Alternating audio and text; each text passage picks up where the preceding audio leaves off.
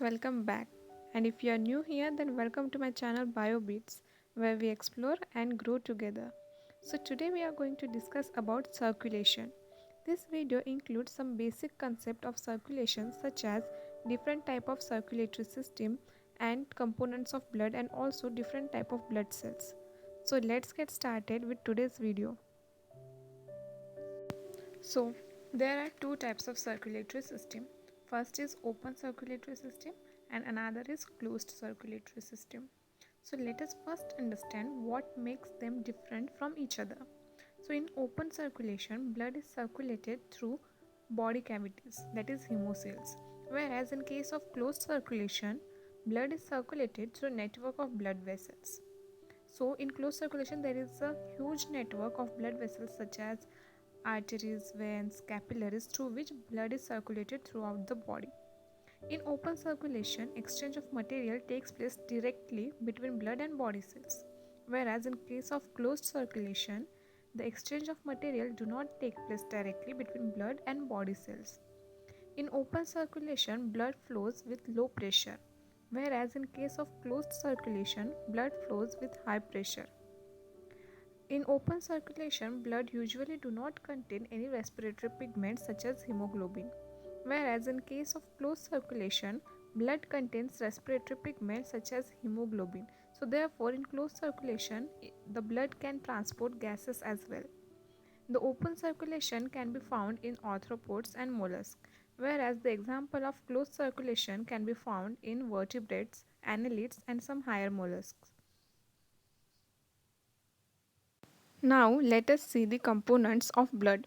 So blood is formed by two components, plasma and formed elements, where plasma constitute for 55% of total blood and formed element constitute for 45% of total blood.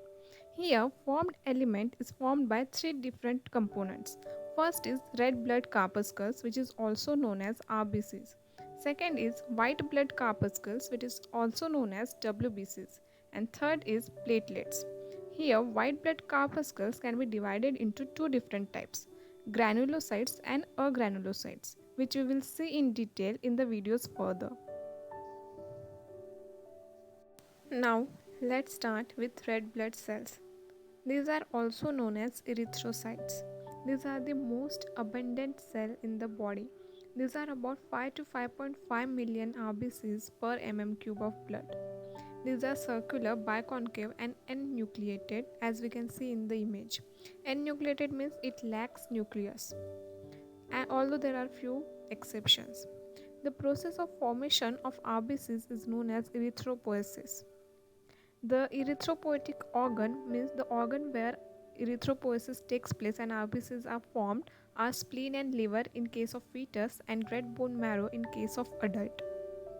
The condition where number of RBCs get increased is known as polycythemia, whereas the condition in which the number of RBCs get decreased is known as erythrocytopenia.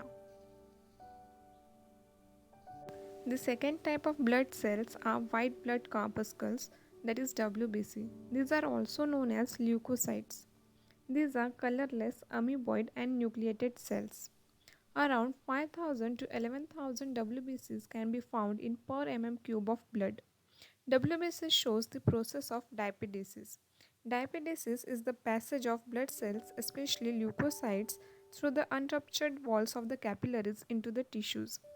The condition in which the number of WBCs get increased is known as leukocytosis, whereas the condition in which the number of WBCs get decreased is known as leukopenia. Now let us discuss different types of WBCs. As I told earlier, WBCs can be divided into two types, granulocytes and agranulocytes. So granulocytes are the WBCs which contain granules in their cytoplasm, whereas agranulocytes are the WBCs which do not contain granular cytoplasm. There are three types of granulocytes.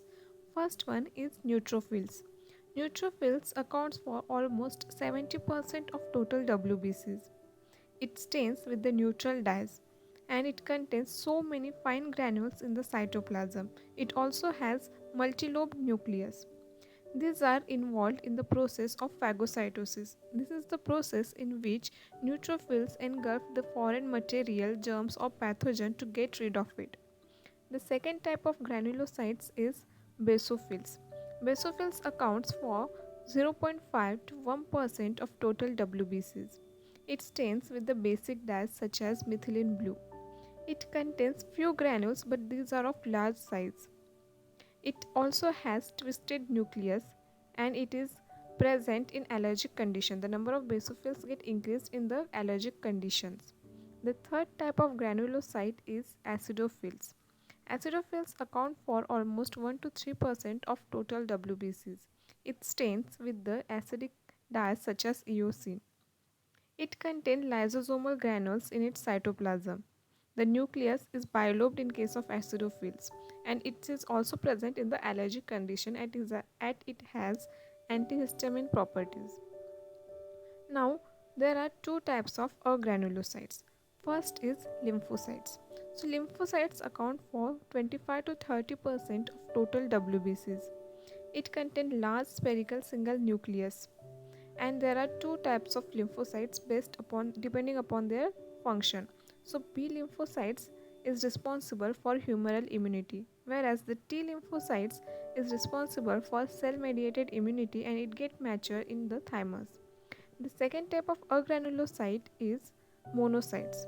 So monocytes account for 3 to 5% of total WBCs. It has kidney shaped single nucleus. It gives rise to the macrophages, and these macrophages are responsible for the phagocytosis. The phagocytosis, as I told earlier, is the process in which monocyte will engulf the foreign material or any germs and pathogen to get rid of it from the body. The third type of blood cells are platelets. These are also known as thrombocytes. These are small oval shaped cells without nucleus. So platelets are enucleated like RBCs.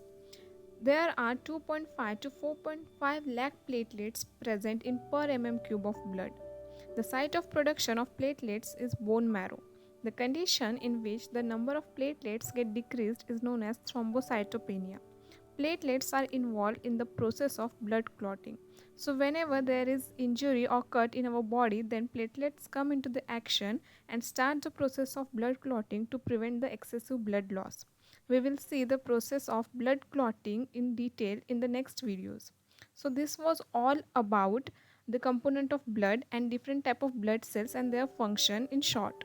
So if you like this video, then please hit the like button and share with your friend, and also subscribe to my channel.